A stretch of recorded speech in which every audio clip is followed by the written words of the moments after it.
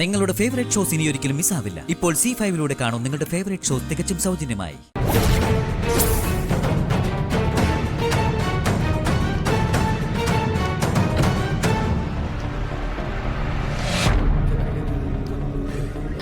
ദൈവമേ, അവിടെ തനിച്ചു വരാമെന്നാണല്ലോ പറഞ്ഞത്.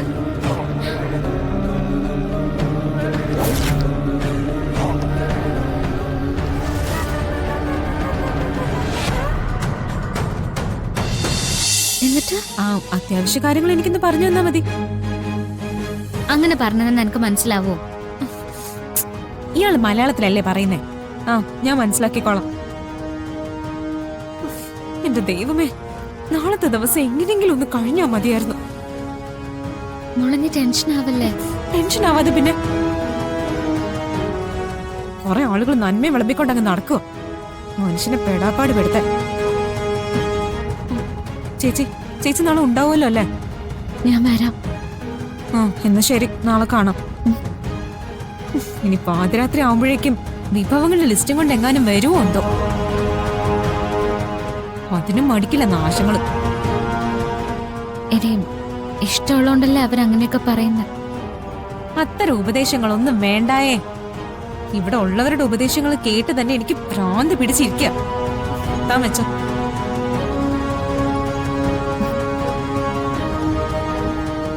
നാളെ പിറന്നാളല്ലേ?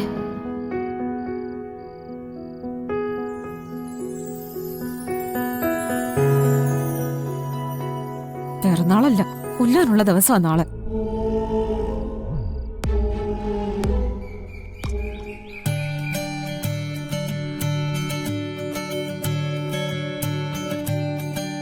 വെള്ളം.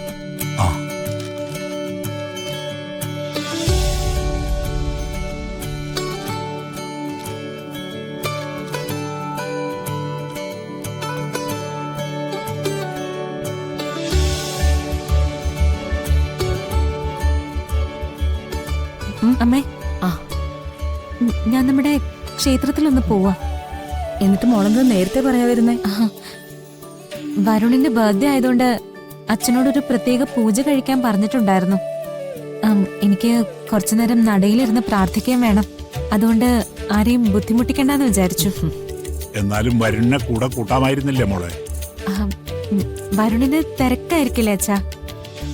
അതോ നിങ്ങൾ തമ്മിലുള്ള പിണക്ക് ഇതുവരെ അവസാനിച്ചില്ലേ? മോളെ, ഒരു ദാമ്പത്യ ജീവിതം ആവുമ്പോ ചെറിയ ചെറിയ പ്രശ്നങ്ങളൊക്കെ ഉണ്ടാകും. വളരെ പെട്ടെന്ന് അത് മറികടക്കുക എന്നതാണ് പ്രാക്ടിക്കലായി മനുഷ്യർക്ക് ചിന്തിക്കാവുന്ന കാര്യം. അവന്റെ ഭാഗത്തുനിന്ന് തെറ്റുണ്ടായാലും മോളത് കാര്യമാക്കരുത്.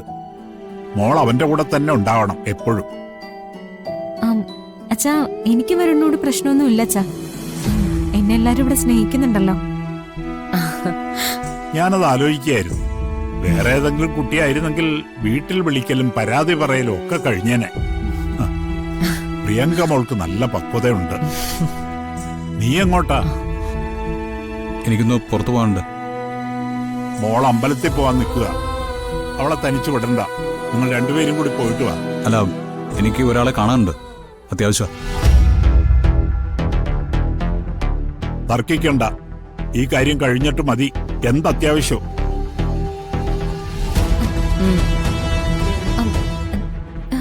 നിർബന്ധിക്കണ്ട അച്ഛാ, ഞാൻ പോയിക്കോളാം. ഞാനും ഇവനും തമ്മില് ഇടയ്ക്ക് ഇങ്ങനെ ചില വാശി പിടിക്കലും വാശി തീർക്കലും ഒക്കെ ഉണ്ട്. ഇതിപ്പോ എന്റെ ഒരു വാശിയാണെന്ന് കൂട്ടിക്കോ. നിങ്ങൾ രണ്ടുപേരും ഒരുമിച്ച് പോയാൽ മതി.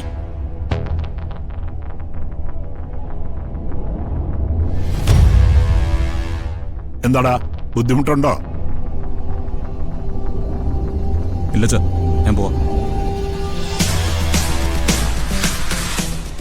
എന്ന് കരുതി പൂർണ്ണമായി ഞാൻ പറയുന്നതിന്റെ പേരിലാക്കണമെന്നില്ല. നിന്റെ പിറന്നാളിന് നിനക്ക് വേണ്ടി പ്രത്യേകം പൂജ കഴിക്കാനാ പ്രിയങ്ക മോള് പോകുന്നത്. അപ്പൊ നീ കൂടെ ഉണ്ടാവുന്നതാണല്ലോ അതിന്റെ ശരി. പോയിട്ട് വാ മക്കളെ. നല്ല ശക്തിയുള്ള ദേവനാ. മനസ്സിൽ എന്തുണ്ടെങ്കിലും ആ നടയിൽ നിന്ന് പറഞ്ഞാ മതി. ദൈവം അത് നടത്തിത്തരും. അതെ, ആ നട എനിക്കും പ്രിയപ്പെട്ടതാ. അതുകൊണ്ട് ഞാൻ ഏതായാലും പോകുന്നുണ്ട്. ഒരു മിനിറ്റ്, ഞാനൊരു സാധനം എടുക്കാൻ മറന്നു. ഒന്ന് മാറിക്കേ.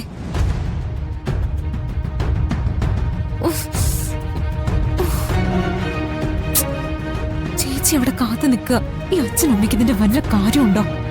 ചേച്ചിയോട് അവിടെ നിന്ന് പൊക്കോളാൻ പറയാം.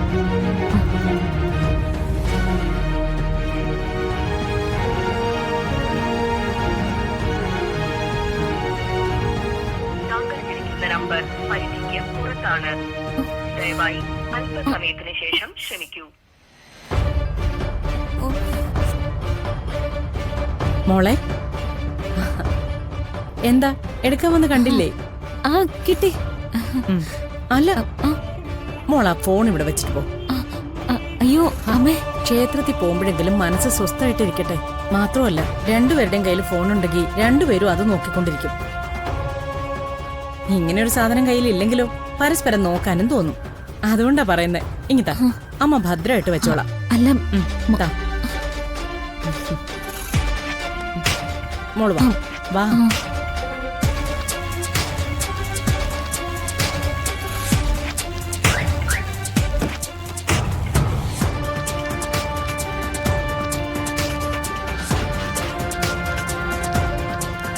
എന്നാ നിങ്ങൾ ചെല്ല.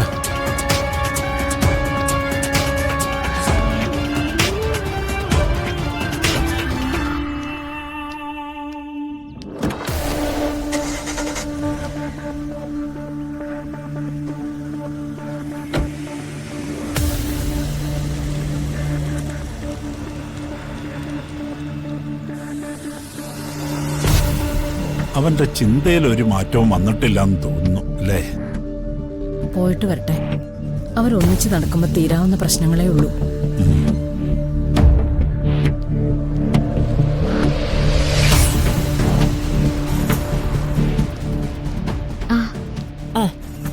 എവിടെ പോയിട്ട് വരുമോ മോളെ? ഞാൻ തുണിക്കട വരെ ഒന്ന് പോയതാ. ആർക്ക് ഡ്രസ് എടുക്കാനാ? വീട്ടിലെ പുതിയ മണവാളിനാണോ? അല്ല അല്ല, അച്ഛനാ. തിരുമേനിക്കാണോ? എന്തെങ്കിലും വിശേഷമുണ്ടോ? ഏയ്, വിശേഷമൊന്നുമില്ല. അച്ഛനൊരു ഡ്രസ് എടുക്കണം തോന്നി, അത്രേ ഉള്ളൂ. നല്ല കാര്യം. പ്രിയങ്ക മോക്ക് സുഖമല്ലേ? ആ, സുഖായിരിക്കുന്ന ആന്റി. ഞാൻ തിരക്കിയായിട്ട് പറയണേ. ഓ, പറയാം. ആ ശരി എന്നാ.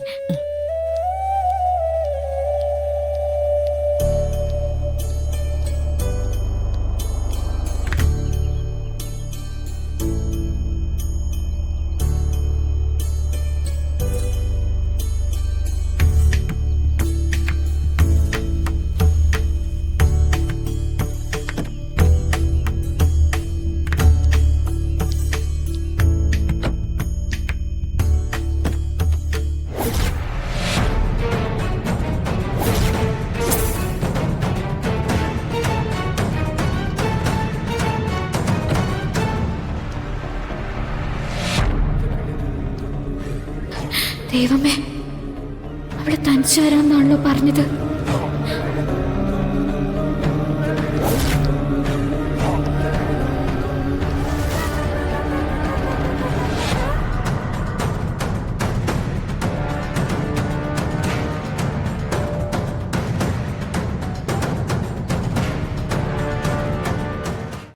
ഡൗൺലോഡ് ചെയ്യൂ C5 ആപ്പ്. കാണൂ എല്ലാ എപ്പിസോഡുകളും സൗജന്യമായി.